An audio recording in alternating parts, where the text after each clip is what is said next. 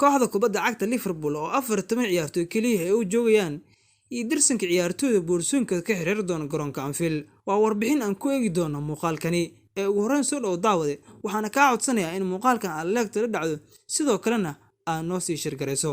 mahadsanide. kooxda kubadda cagta Liverpool waxa ay geli doontaa xaalad aan la saadaalin karin marka uu dhamaado xilli ciyaareedkani socda, waxaana suurtagal ah in Jurgen Klopp ay u soo haraan 14 ciyaartoy kaliya oo ku kalsoonaan karo xilli ciyaareedka dambena oo ku dagaalami karo.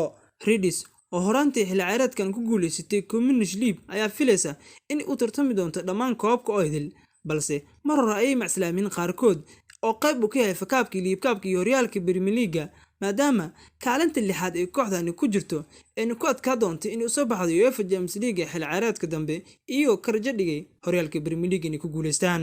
iyadoo xaaladda kooxda sidaa tahay ayay kooxda Liverpool ay ka tagi doonaan darsin ciyaartooy ah oo qandaraasyadu ay ku yihiin dhamaadka xilli ciyaareedkani socda, waxaana hadda si aad u sii yaraanaya fursadaha Redis ay ku haysan karto xidigaha ee la dhacsan yihiin ama ay rumaysan yihiin in ay anfacayaan. sida oo qoro wargeyska Liverpool Echo, tababar Jurgen Klopp ayaa haysta 14 ciyaartooy oo ku kalsoon yahay, waana kuwa oo qorshihiisa uu yahay in uu ku sii haysto safkiisa xilli ciyaareedka dambe oo ku dagaalamo.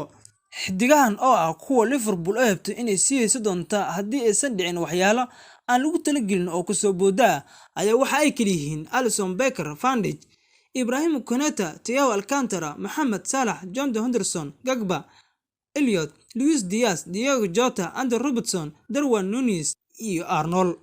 waxa kale oo jiro xidiga kale aan la hubin oo mustaqbalkiisu halka uu ku dambeeyo oo midkood heshiiskooda oo dhamaad yahay, kuwa ay dhici karto inay sii joogaan iyo inay ka tagaan Anfield labadaba. ciyaartooydan ayaa kala ah Gomez, Fabinho, James Milner, Jones, Tsimikas, Ramsey, Joao Cancelo iyo Matic. 7 ciyaartooy oo kale oo 5 kamid ah heshiisyadooda ay ku yihiin dhamaadka xilli ciyaareedkani ayaa Liverpool ka tagi doona, iyadoo mar hore kooxda ay jujisay wada hadaladii ay kula jirtay ciyaartooygaas. Roberto Firmino iyo Chamberlain ayaa ku wacansan oo Liverpool ay ku yihiin bisha June, sidoo kalena Arthur ayaa ka dhici doona waqtigiisa amaahda uu ku joogo garoonka Anfield isagoo ku laaban doona kooxdiisii hore ee Juventus.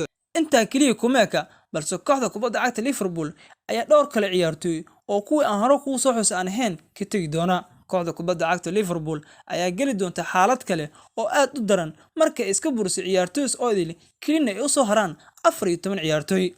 Redis ayaa doonaysa suuqa kala iibsiga xagaaga in ay xoog u gasho, iyadoo doonaysa dhowr ciyaartooy oo kooxdani la xiriirinayo, maadaama xidigaha hadda jooga qaarkood kooxda ay ka duqoobeen halka kuwana bandhig liita ay ku soo bandhigayaan. waxayna doonaysaa kooxda Redis in dhammaan ciyaartooyda horaan ku soo sheegay ee kooxda ka fasaxdo kaliya 14 ciyaartooy ku soo reebta xagaaga dambe iyo ciyaartooy kale suuqa kala iibsiga ay kala soo wareegto. haddii aad nala joogtay ilaa dhamaadka muuqaalkan, waxaan kaa codsanayaa mar kale inaad leegta la sii dhacdo saaxiibana la sii wadaagto.